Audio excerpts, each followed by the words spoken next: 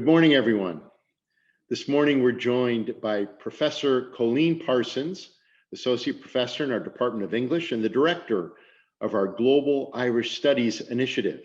So, Coilin, thank you so much for taking the time to be with us this morning, and I'm so glad you could join us in this conversation series. And let's jump right in. Your research explores Irish and post-colonial literature, among other interests. And can you tell us about the first work of literature that you loved and how you came to focus on this particular area of literature as a scholar? Gosh, I don't know that I could pinpoint when I started being interested in literature rather than just books. But it probably began a little bit earlier. I grew up on the west coast of Ireland, where winter nights are long and dark, and we had no television. So there was a lot of reading in my family from a very, very young age. And I'm also the youngest of 9 children. I mean, this is like a perfect Irish story, right? I'm the youngest of 9 children. And so I began reading my brothers and sisters' books when I was probably way too young. So encountering like Oscar Wilde, Dorian Gray, maybe at the age of 12, or John Banville, contemporary Irish writer, when I really couldn't understand them. And I don't remember when I would have bought my first books, but I certainly just found them lying around the house. And what I found were Toni Morrison, beloved. I found Nadine Gordimer, South African writer, J.M. Coetzee. I don't know whose books they were. They were just sort of communal books. And so even from a very young age, I was reading, I think, very widely, not just Irish literature, not just what a 12 or 13 or 14-year-old would choose to read, but anything that I found. But I think I really didn't sort of become the image of a literary critic until I encountered Edward Said's work. I encountered him in college. I went to my local college. I used to hitchhike in and out of the university and read while I was waiting for a lift or waiting for a ride. And Edward Said, the post-colonial critic, Palestinian writer at Columbia University, it just sort of revealed to me exactly what I had been missing, which was the nexus between literature, politics, and history.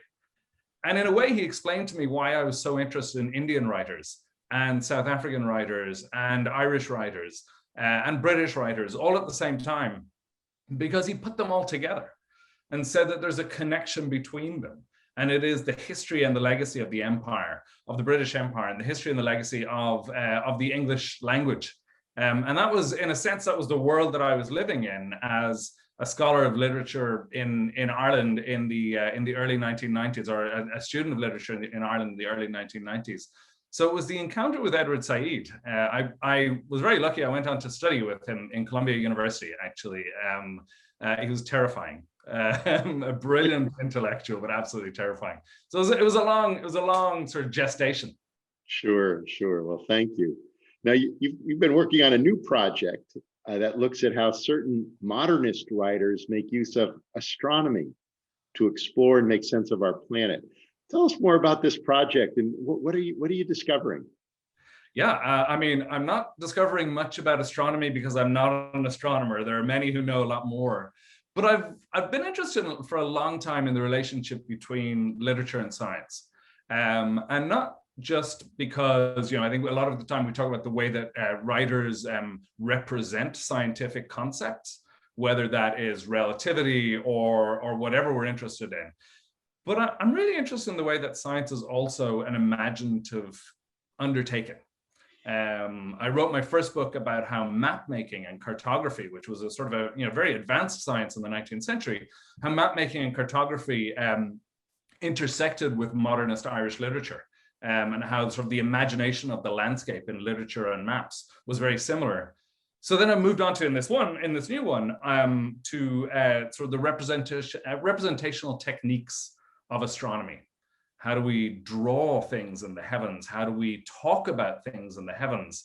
And also thinking about like the co-imagination of the world between writers in the late 19th and early 20th century and astronomers who at that point are understanding that the Milky Way is not the only galaxy, that ours is not the only solar system, that the universe is expanding. These are things that are sort of in the air, in the air, in the late 19th, early 20th century, and they present a profound challenge to humanity, and a profound sense that the world or the universe does not revolve around it. It's not derived from us.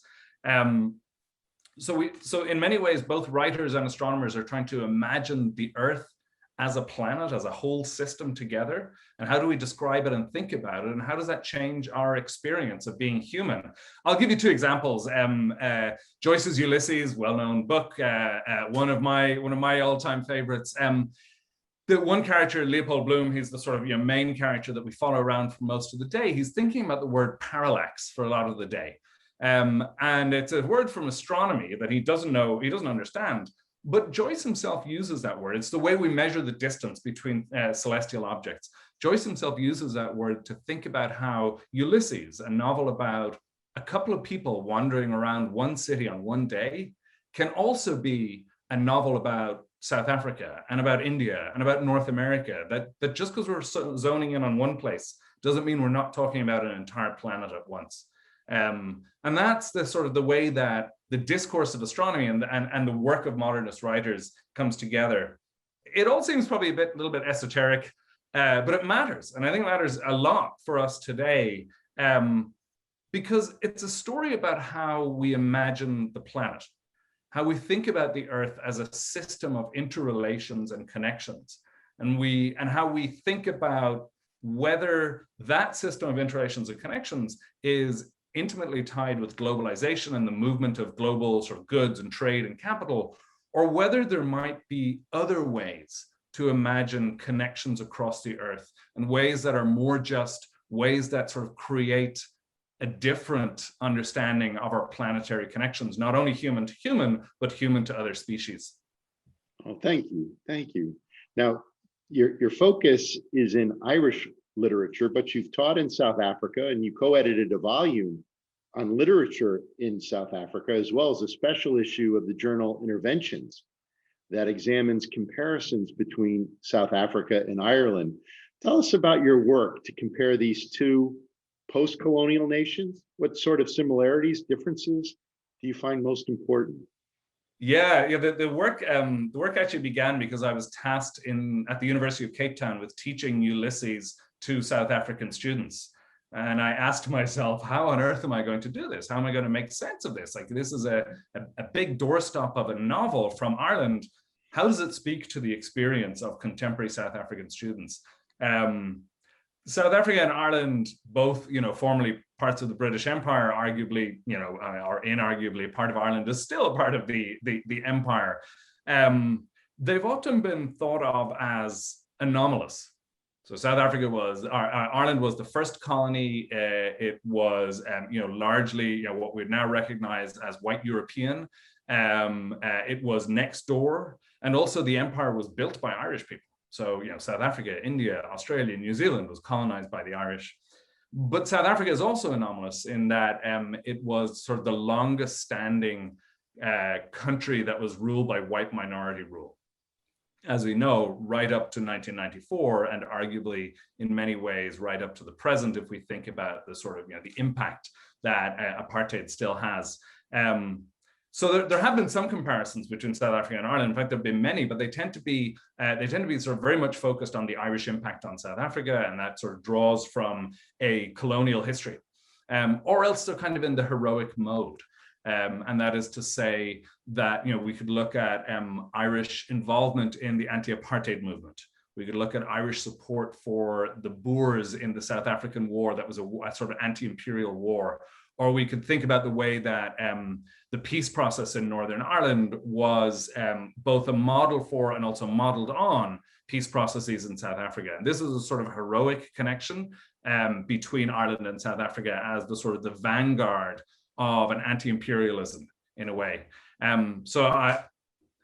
are many reasons why I was a little bit impatient with that kind of heroic way of thinking about it. So a colleague and I, Agatesh Jashak Brewer in Wabash, we brought together 10 colleagues from South Africa, from Ireland, from the UK, from the US, to think about new comparisons about new archives of connection, about ways in which we could imagine, sort of Ireland being influenced by South African writing. We could think about cross-colonial comparisons that talk about the sort of the hidden racial story, that is to say, across, it's sort of Irish connection with white South Africans.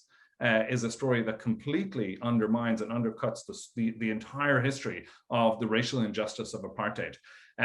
So it was born out of a bit of an impatience in many ways, and a way to try and think about more nuanced and more careful ways of understanding Ireland's place in the world. That's not just about saying Ireland was colonized, South Africa was colonized, therefore. Thank you. Thank you. Now, you direct our Global Irish Studies Initiative, which is supported by the Georgetown College and the Georgetown Humanities Initiative. It was a privilege for me to offer some words of welcome at your Bridging the Atlantic conference earlier this year. And in September, the Global Irish Studies Initiative hosted a special event on the historical connections between Frederick Douglass and Ireland. Can you share a bit about the mission of Global Irish Studies, about our initiative, and some of the things you're excited about this year? Yeah, I mean, first of all, let me say thanks for being part of our Bridging the Atlantic conference. That was, I mean, even though we had to do it online, and it was a pretty extraordinary set of conversations about the US position in Ireland, and also Brexit. That dirty word that goes on and on and on and on. And we have some real expertise at Georgetown, but also here in DC on the transatlantic relation. We, as you know, we were really pleased to have a friend of Georgetown, I think we could call him, Bill Clinton, join us and give remarks during that conference. Yeah, Global Irish Studies is pretty new. We're about 5 years old. But as you know, I don't need to tell anybody watching this, nor you, that there's a long history of connections between Ireland and Georgetown. And that starts, of course, with Archbishop Carroll, goes through the sort of Jesuit connection for good and for ill in the early decades of Georgetown. And we need to, we can think about the story of what happened in 1838 and the Irish connection there. So in many ways, actually, the Georgetown Irish story is a really complicated and really interesting story about Irish Americans and African Americans in the 19th century. But there's a huge interest in Georgetown among students, among faculty, among alumni, and a huge interest in Ireland. Anytime we offer classes on Ireland, they are bursting at the seams. Anytime we have programming about Ireland, it's bursting at the seams. So two colleagues and I, the late and very much missed Gerard Mannion from the Theology and Religious Studies Department, and Irene Gilson from the Nursing and Health Sciences School, we decided to put together a faculty-led initiative along with almost 30 faculty colleagues who work on Ireland. And we wanted to tell, I think, a different and a uniquely Georgetown story about Ireland. We wanted to look at Ireland in global and comparative perspective, and to draw on, for example, the expertise in the Georgetown Institute for Women, Peace and Security, or in the Institute for the Study of Diplomacy, the Conflict Resolution Program, in the law school, anthropology, the expertise of all of these people across the university who are already doing research on and teaching Ireland. And what we wanted to say was that Ireland is not just, this is no slight to any of our colleagues anywhere else, but that Ireland is not just a site of heritage. It's not just somewhere where you go to appreciate heritage, right? But that in fact, it's a case study for some of the most interesting stories in the world today, right? So I'll give you an example, or a few examples. 17% of the population of the Republic of Ireland today was born outside the country. That is the highest percentage in Europe. But in the 1990s, Ireland had among the lowest percentage of people born outside the country. There's been a massive shift. Ireland, we know, has a sort of a long Catholic tradition, and that has had a great impact on Ireland socially and economically. But we also know that in the last few years, popular votes have supported same-sex marriage and have supported abortion rights in Ireland. That is a huge transformation from the 1980s and the 1990s. We also think about Ireland as the place where in the early 1990s or late 1980s, there was a war on the island of Ireland. And now that seems, while there are stirrings and while there are always sort of memories of it, now that seems very far in the past. And so it's a story of a country that has transformed dramatically in the last 30 years and somehow managed to stay together. It's a story of homogeneity to heterogeneity. So that's what we're trying to sell. What we have coming up, it's exciting. I mean, in many ways we have that we're, like everybody, we're stuck a little. So I would love to be sending students, as we did last year, sending students to Ireland to do independent research. Nothing would make me happier, but we can't do that right now. But we're looking forward to doing that again. In terms of public programming, so we do public program, we support teaching, we support research. In terms of public programming, which draws in students and people from across the city, we are looking forward to another Bridging the Atlantic conference, along with our colleagues in Queen's University Belfast and University College Dublin. That will be in the second half of this year, and it will be, we are hoping, a standing feature of the Washington, D.C. calendar. Is a conference every year on Ireland's place in the transatlantic relationship. We're also looking forward to a symposium or a sort of larger series of conversations on racial justice in Ireland. Again, that story that 30 years ago, nobody was talking about, even 20 years ago. But now Ireland has become in many ways a place where the fault lines of race and immigration have become very obvious. And so we're going to focus on that in the next few months. And we are also looking forward to seeing what students come up with. This is driven by student interests. And this is driven by what students want to learn. So it's exciting. We can't wait to get back together again. We've had a great year. We've reached people across the world with our programming, but we can't wait to get back together again and see each other again. But I know I don't need to tell you that. Everybody is feeling that right now. Oh, thank you. Now, what are you reading right now, either for your scholarship, your research, or for personal enjoyment? Are there particular writers or works of literature that you found yourself turning to during this moment? I mean, look, what am I not reading? I've got 20 things on the go, and we tend to think of things as books, but obviously, we read all the time. We encounter words all the time. I've a few things I read very recently in the last couple of months. Bernardine Evaristo, who was actually supposed to come to Georgetown in the spring. Bernardine Evaristo, Girl, Woman, Other, which was a co-winner of the Booker Prize a year and a half ago. It's extraordinary. It's a beautiful series of vignettes of disconnected or semi-connected women in Britain. It's an amazing achievement. I'm reading a book that I'm reading for a student who's writing a thesis on well, it's a complicated thesis, but part of it is on African-Chinese relations. And it's a book called by Ivana War called The Dragonfly Sea. And it's amazing. It's a 500-page, again, a doorstop. It's an amazing story, a true story, but obviously fictionalized, of a Kenyan student who goes to China. And it's about the sort of the current relations between Africa and China, which are a really hot button issue in Africa. What else am I reading? I'm sort of all over the place. I've also been reading Anne Enright, an Irish writer, actress, really beautiful book.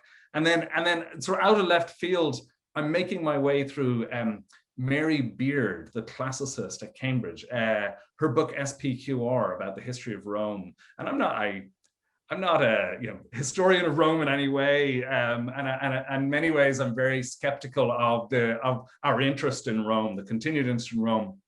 But I love this book because Mary Beard does something really smart here. She doesn't just tell us about the history of Rome, but she tells us a story about how we know what we know, right? How did we learn, and how has what we've learned changed? And so I think it's a beautiful sort of inside out history in a way of Rome. I think you asked what I've been turning to. I like everybody. I mean, book sales in Ireland have increased in the last 12 months. They're already very, very healthy on a per capita basis. They've increased in the last 12 months. People turn to literature, and they turn to it for consolation. And I do it too, but we also turn to it to read, to learn from the world. The thing that keeps going around in my head is always Yeats's poetry. I can't escape W.B. Yeats. He echoes. I know that we actually had an event that I know you listened into on Joe Hassett's beautiful book Yeats Now Echoing into Life, and I think he captures the way that Yeats just sort of is around us. These words, these phrases, things fall apart, the center cannot hold, all of them. So I walk around with the eights in my head. It's a strange affliction. But I will say one last poem that has me absolutely transfixed. And the reason is that I grew up by the sea and I miss the sea. An Irish writer, Mhona Groark, has this beautiful poem about diving off a high pier into the cold, crisp, clear Atlantic waters. And I can't get it out of my head because that's what I want to do. I want to do it now and I want to do it every day. And so, in lockdown, when we can't do anything, that poem, along with so many others, gives me just such joy, even to remember that experience of jumping into freezing Atlantic waters. I love it. Oh, thank you. Thanks for sharing that with us. And thank you for sharing all these reflections with us this morning. Let me ask you in closing, is there a message that you'd like to share with our larger community? I mean, I'm not one for messages. I'm a Beckettian in many ways. I'm weary of what it is to make aphorisms. But one of the things I've been thinking about over the last few months is the idea of an aesthetic education, or what we call the humanities, but what we might also call an aesthetic education. And what it does for us, and this is, I'm drawing on my advisor, Gayatri Chakraborty-Spivak, and what it does for us in expanding the imagination and giving us the capacity to enter into the lives of others. And I can't escape the fact that that is an absolute necessity right now. Our capacity for empathy and our capacity for imagining the lives of others, whether that be on the political scale, whether that be about a pandemic. And that's not something that's a given. That's work that we have to do. And places like Georgetown, where the humanities are so strong and where students come to us because they want to have that Georgetown education, places like Georgetown are the places that are sort of carrying the flag for the humanities, even in a moment when we talk a lot about STEM and we talk about vaccines and we have the most amazing science happening around us right now.